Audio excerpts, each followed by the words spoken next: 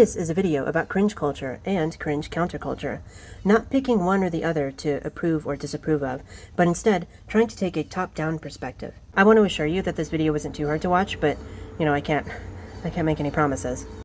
When I was a kid, I was very interested in making art, and I attracted likewise friends who also liked creating or manifesting in whatever medium or style they wanted to. In grade school, I noticed a specific pattern in my art teacher's behaviors towards my friends. For some ungodly reason, the anime art style attracted what I would come to believe is undeserved wrath or ire from many different art teachers across many different grades. And it felt unfair to my friends that were just making what they loved.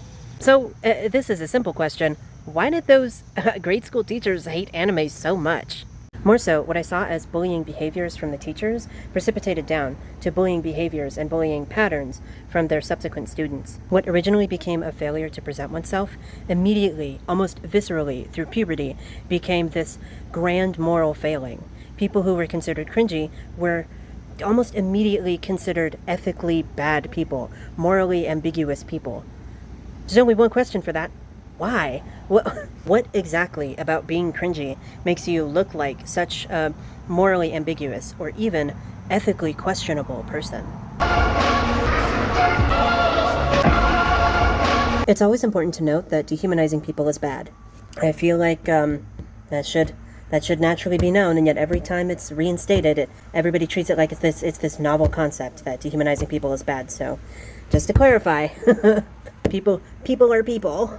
The problem is that most arguments made from a moral standpoint are really hard to rhetorically defend. Like, obviously, we know that dehumanizing people is bad, but from a rhetorical standpoint, there's no easy way to phrase why it's not a good argument specifically. The closest that I can get is some evocation of the fallacy in that just because someone fails to communicate themselves doesn't necessarily mean that what they're doing is inherently bad or deserves criticism. But that, the fallacy specifically refers to arguments themselves. We'd have to do some mental gymnastics and play semantic hell in order to assert that the people who are being cringy are simply performing themselves into existence. And this, dear viewer, is where Patricia Taxon comes in to save the day, and this video. She made this video a while ago about movie criticism that posits something surprisingly profound. There's this initial idea that whenever you learn to make art in a specific medium, you have to learn principles or follow basic rules. But the truth about technical ability and art in general is that it exists to communicate ideas. And so you're not learning a craft or a specific skill when you're learning art. You're actually learning a new language. She has a way more poetic way of phrasing it, so I'm going to leave a link to that video in the description. But the initial point stands. Reframing craft as a language shifts the perspective on what cringe truly is. Cringe isn't a moral failing.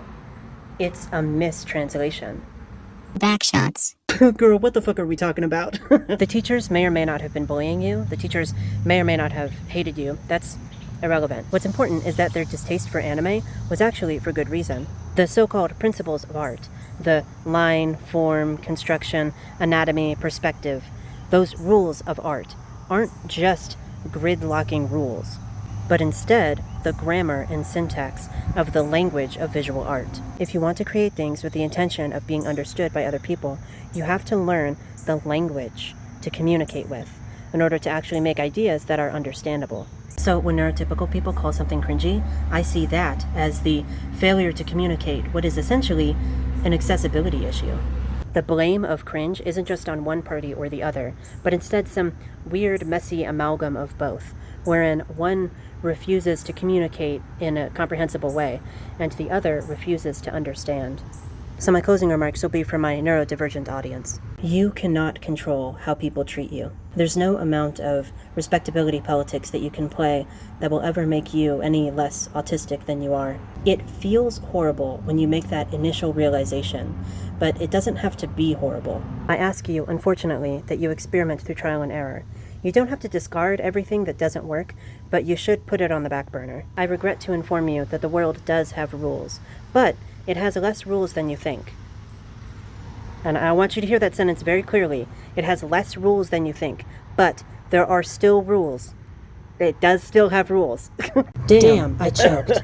I offer to you, dear artists and autists alike, a new northern star, away from the horrid worlds of guilt and shame, and entering into the grand, expansive world of language, communication, understanding, and even poetry.